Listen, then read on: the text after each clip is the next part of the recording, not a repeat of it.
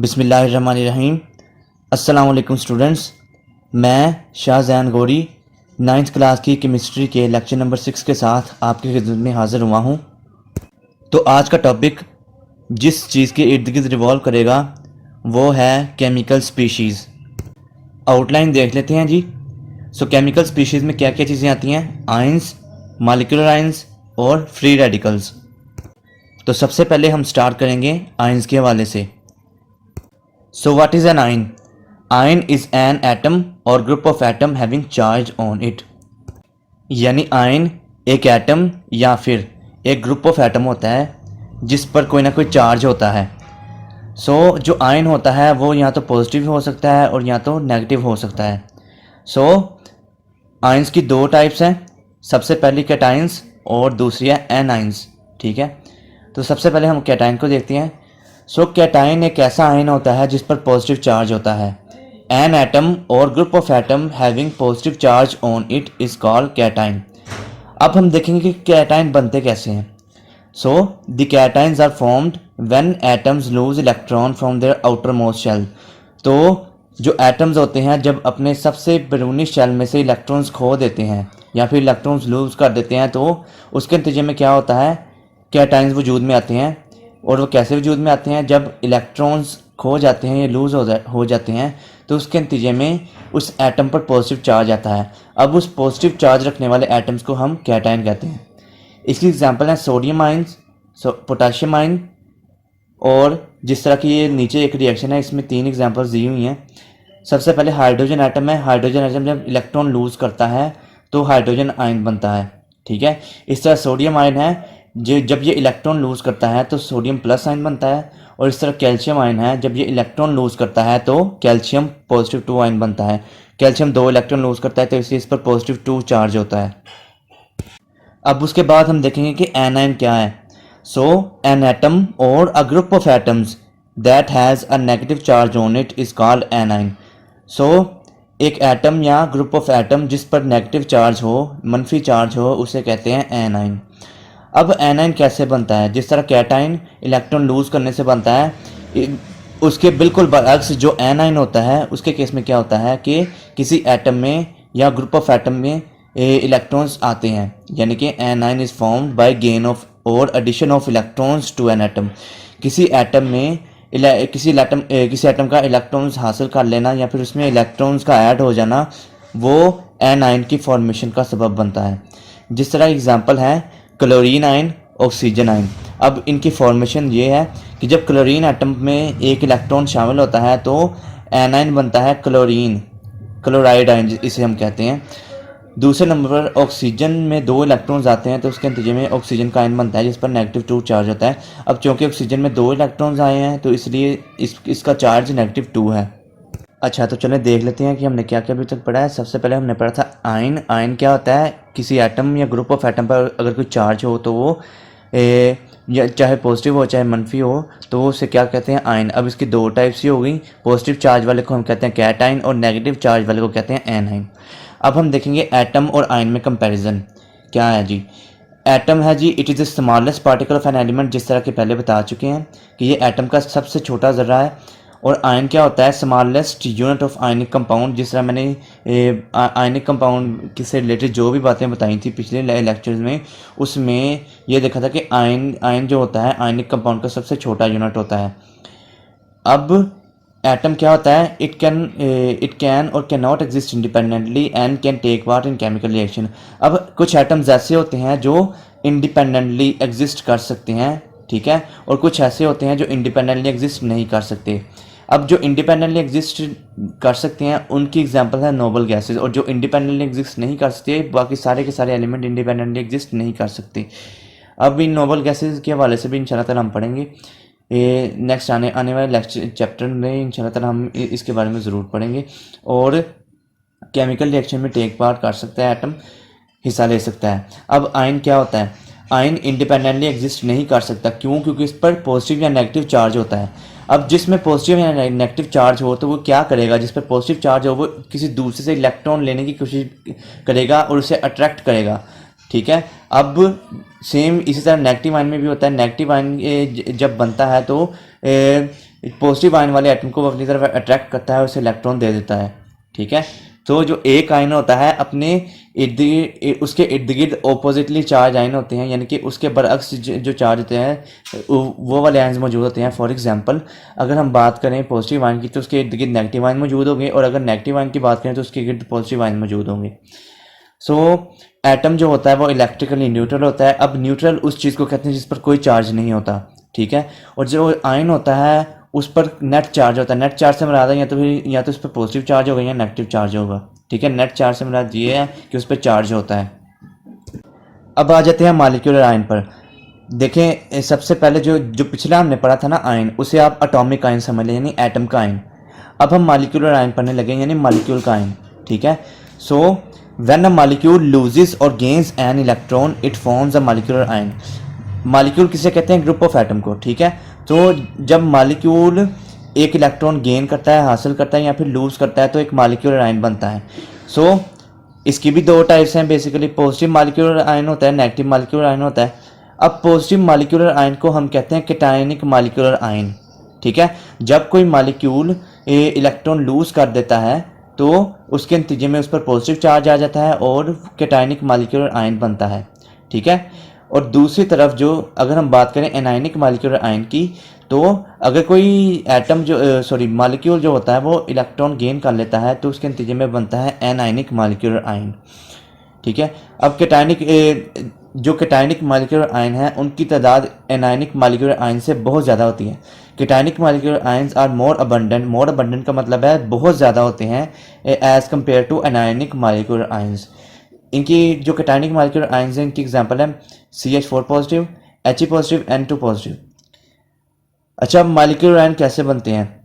When gases are bombarded with high energy electrons in a discharge tube they ionise to give molecular ion.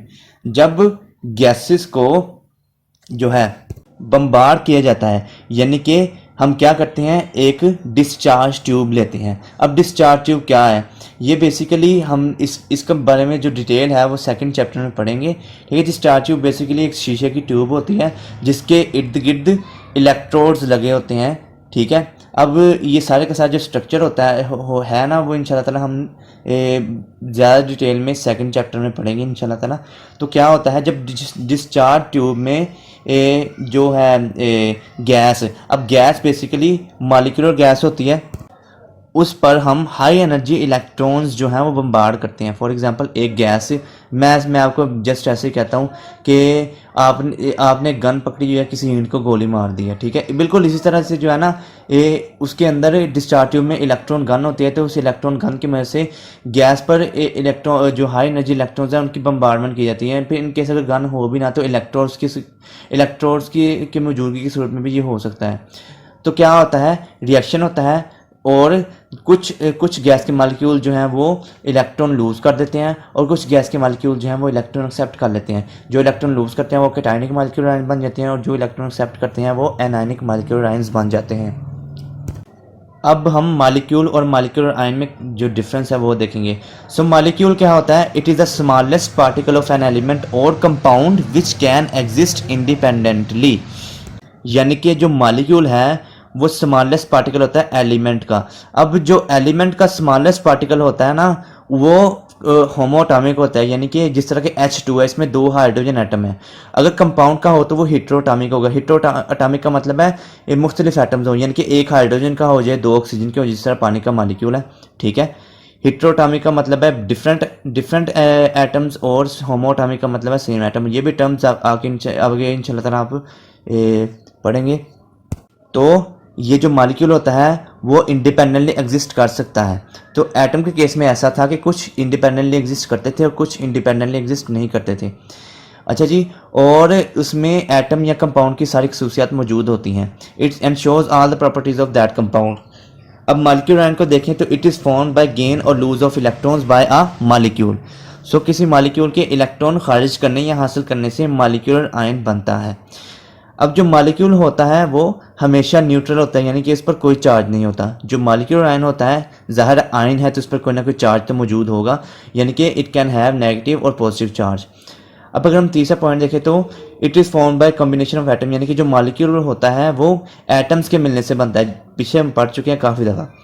तो molecular ion जो है वो किसी molecule की ionization से होता है। अब आयनाइजेशन में क्या होता है कि इलेक्ट्रॉन लूज होते हैं या गेन होते हैं, यही पहले बता चुका हूँ मैं। मॉलिक्यूल जो है वो स्टेबल है और मॉलिक्यूलर आयन है वो रिएक्टिव है। अब स्टेबल वो होता है जो किसी दूसरे एलिमेंट से रिएक्शन करने की सकत ना रखता हो।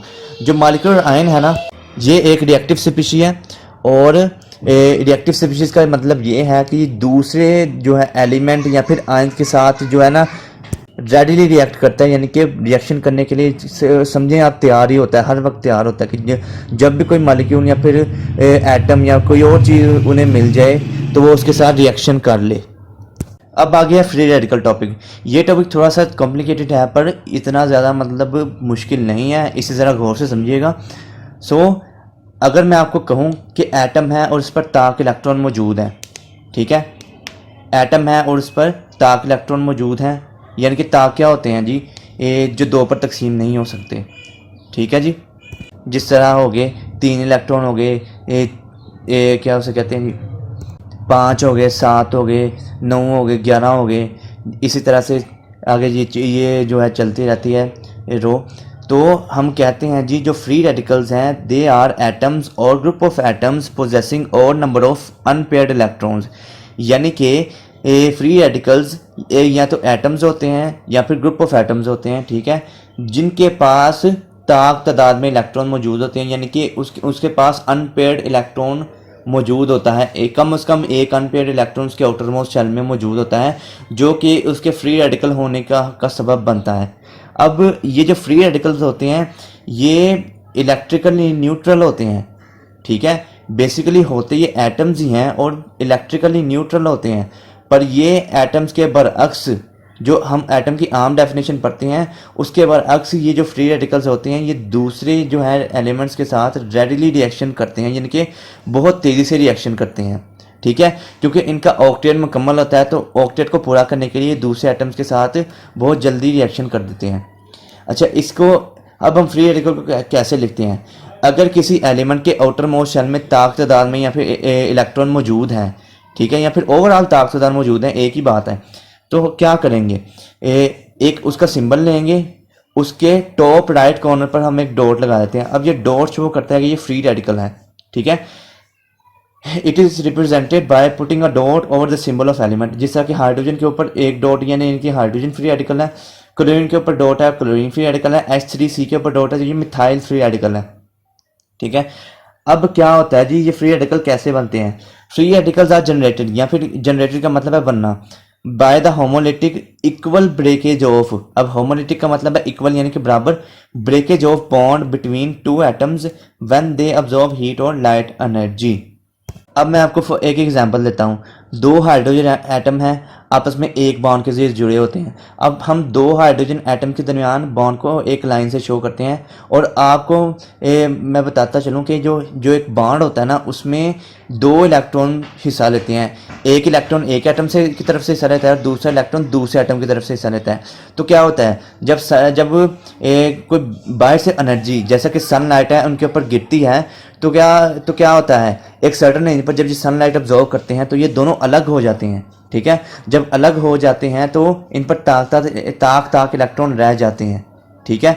तो ये जो इलेक्ट्रॉन होते हैं इसे हम क्या, ये जो मैंने आपको ब्रेकेज बताई है इसे हम कहते हैं होमोलिटिक ब्रेकेज, ठीक है, यानी कि बॉन्ड का टूटना इन प्रेजेंस ऑफ एनर्जी, जिस तरह की एनर्जी की एक फॉर्म है सनलाइट। जब सनलाइट फ्री रेडिकल जो मॉलिक्यूल है फॉर एग्जांपल H2 का उसमें अब्जॉर्ब होती है तो क्या बनते हैं जी, फ्री रेडिकल बनते हैं दो हाइड्रोजन के। अब ये तो चले मैंने अपनी तरफ से एग्जांपल दी है, अब जो बुक की एग्जांपल है वो देख लेते हैं। उसमें क्या होता है जी, एक क्लोरीन की एग्जांपल है और दूसरी मीथेन की एग्जांपल है। अब Cl2 क्लोरीन जब इस पर सनलाइट पड़ती है तो दो क्लोरीन फ्री रेडिकल बनते हैं, ठीक है। Cl2 दो क्लोरीन है, ठीक है, उनके दरमियान बॉन्ड की ब्रेकेज हुई, सनलाइट जब इन पर पड़ती है तो बॉन्ड की ब्रेकेज होती है, उसके नतीजे में दो क्लोरीन फ्री रेडिकल बनते हैं। अब दूसरी केस पे हम मिथाइल की तरफ देखें तो सेम वही, इसमें क्या होता है जी, वो तो होमोलिटिक मतलब दो क्लोरीन एटम थे ना, तो इसलिए दो क्लोरीन के फ्री रेडिकल बने हैं। अब मिथाइल है, CH4 है, इसमें क्या होता है जी, इसमें से मिथेन में से एक हाइड्रोजन अलग हो जाता है और H3C एक जो है ना फ्री रेडिकल एक और बनता है, यानी कि दो फ्री रेडिकल इसमें बन रहे हैं दो टाइप्स के, एक हाइड्रोजन फ्री रेडिकल और दूसरा मिथाइल फ्री रेडिकल। H3C पर डॉट है वो मिथाइल फ्री रेडिकल है और दूसरा हाइड्रोजन फ्री रेडिकल है। तो ये थे फ्री रेडिकल की फॉर्मेशन। ये थोड़ा सा कॉम्प्लिकेटेड टॉपिक है पर समझने से ये आएगा, अदरवाइज ये ऐसे तो नहीं आ सकता। फ्री रेडिकल की दफ़ा फिर बताता चलूँ कि अगर किसी एटम पर या फिर उसके बैरनी शेल पर बात एक ही है, तादाद में इलेक्ट्रॉन मौजूद होंगे तो उसे हम कहेंगे फ्री रेडिकल। और ये फ्री रेडिकल बनते कैसे हैं, ये होमोलिटिक क्लीवेज से यानी या होमोलिटिक ब्रेकेज से। अब होमोलिटिक ब्रेकेज क्या होती है, उसमें होता है कि किसी मॉलिक्यूल पर जो सनलाइट गिरती है, सनलाइट गिरने से क्या होता है, मॉलिक्यूल एटम्स में मॉलिक्यूल जो है वो फ्री रेडिकल में कन्वर्ट हो जाता है। और उसके बाद हम देखेंगे आयन और फ्री रेडिकल में फ़र्क। अब आयन क्या होता है, these are atoms which bear some charge, इनमें चार्ज होता है। तो फ्री रेडिकल क्या होते हैं, these are atoms that have odd number of electron, इन पे ओड नंबर ऑफ इलेक्ट्रॉन होते हैं। अब आयंस दूसरा देखते हैं जी, ions they exist in solution or in crystal lettuce, यानी कि ये सोल्यूशन में बनते हैं फिर क्रिस्टल लेटिस में बनते हैं। अब क्रिस्टल लेटिस क्या होता है जी, एक सोल्यूशन है इसमें काफ़ी ज़्यादा क्रिस्टल है, वो क्रिस्टल लेटिस आप उसे एक टाइप समझ लें क्रिस्टल लेटिस की। और दूसरी ये बात है क्रिस्टल लेटिस, जैसा कि आप नमक की जो है ना डलियाँ, जो नमक आप देख रहे हैं, नमक के जो क्रिस्टल्स होते हैं वो भी क्रिस्टल लेटिस बनाते हैं। ठीक है, जब हम उन्हें इलेक्ट्रॉन मतलब उन्हें देखते हैं जी, उनका कंपैरिजन एनालिसिस करते हैं। ठीक है, तो फ्री रेडिकल जो होते हैं वो सोल्यूशन में भी रह सकते हैं और हवा में भी मौजूद हो सकते हैं। अब हाइड्रोजन एक गैस है, तो हाइड्रोजन का गैस का जो फ्री रेडिकल है वो तो ज़्यादा हमें हवा में ही मिलेगा। ठीक है, आयंस जो होते हैं मतलब ये जब बनते हैं तो लाइट जो है ना वो मैटर नहीं करती, यानी कि उनकी फॉर्मेशन जो है ना उसके लिए लाइट ज़रूरी नहीं होती। जब आयन यानी आयंस के बनने के लिए लाइट ज़रूरी नहीं होती। There formation is not affected by presence of light, यानी कि अगर लाइट हो भी या ना भी हो तो आयंस के बनने पर कोई फ़र्क नहीं पड़ता। ठीक है, तो जो फ्री रेडिकल हैं उसकी केस में जो है लाइट की मौजूदगी का होना जो है वो ज़रूरी हो सकता है। दे में form in presence of light. तो ये था आयंस और फ्री रेडिकल में कंपैरिजन। अब आयंस और फ्री रेडिकल दोनों ही रिएक्टिव स्पीशीज़ हैं, पर आयंस में चार्ज होता है, फ्री रेडिकल न्यूट्रल होते हैं, इनमें चार्ज नहीं होता। अब हम हमारा जो आज का लेक्चर है वो तो यहाँ तक इख्तिताम पज़ीर होता है। तो हमने केमिकल स्पीशीज़ में क्या पढ़ा, सबसे पहले तो हमने आयंस के बारे में पढ़ा, दूसरे नंबर पर हमने मॉलिक्यूलर आयंस के बारे में पढ़ा, ये दोनों एक दूसरे से मिलते जुलते टॉपिक थे। और सबसे आखिर में हमने फ्री रेडिकल के हवाले से पढ़ा, और साथ साथ हमने इनमें जो एटम और आयन में, मॉलिक्यूलर आयन में और आयन और फ्री रेडिकल में हमने डिफरेंस भी देखा साथ साथ। तो ये था आज का लेक्चर, उम्मीद है आपको समझ लग गई होगी। सो टेक केयर, अल्लाह हाफिज़, दुआओं में याद रखिएगा।